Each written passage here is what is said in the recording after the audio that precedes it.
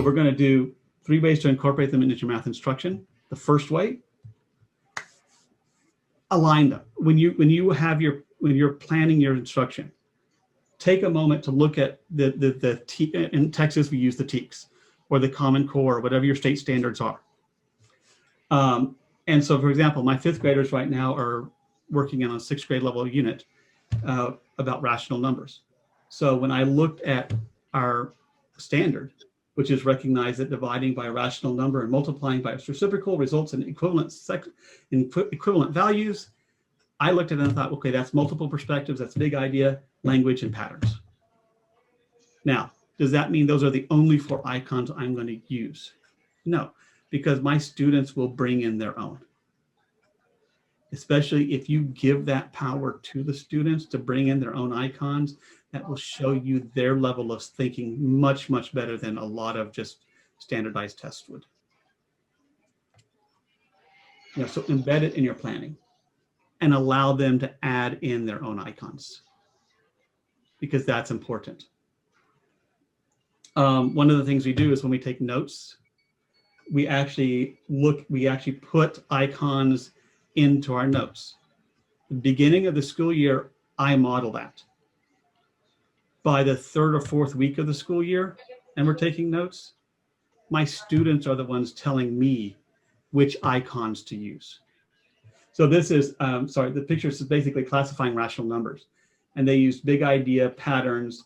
They used a content imperative called parallel. And they also used language of the discipline. So every time that we take notes, we actually look at what thinking skill is going to help us master this concept. What's going to make us think deeper about it.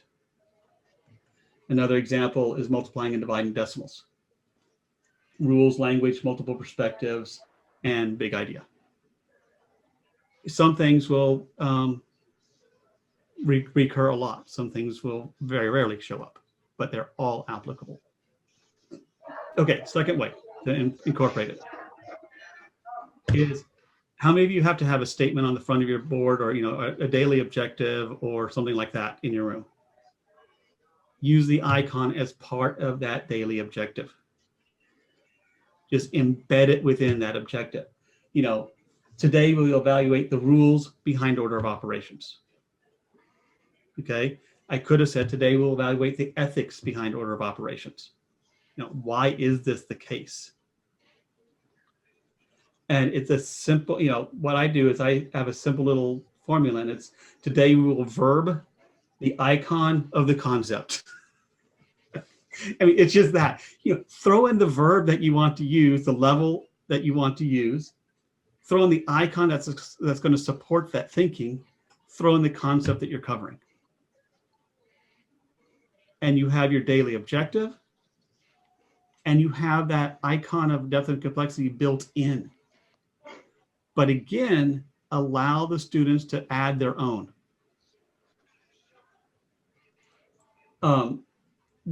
Really fast. So for example, today, when we were doing graphing, I said today we will use details. We will examine the details of graphs, because I really wanted them to look at what has to be in a graph. And one of my students at that time raised her hand and said, well, we need to use ethics too.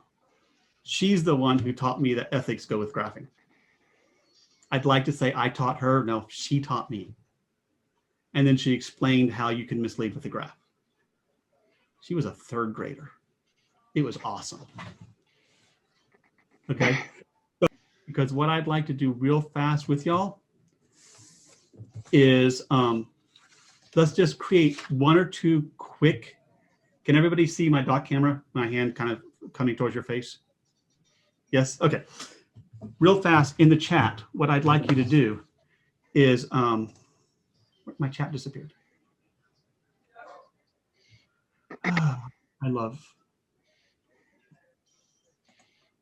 Give me a concept.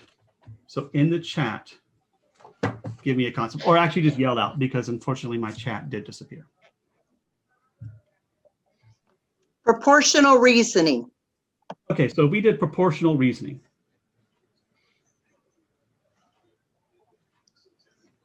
That's our concept.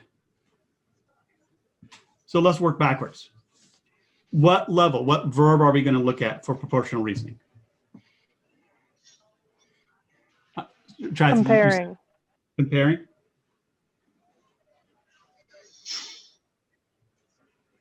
So basically, we're going to say today we're going to compare different proportions, or we can compare the rules. So you add in the icon. We could literally say today we will compare the rules of proportional reasoning. There's our objective for the day. Today we will, maybe we want to look at, maybe instead of comparing, what if we said identify the rules of proportional reasoning? Okay, it's that easy to add in a icon to whatever you're doing.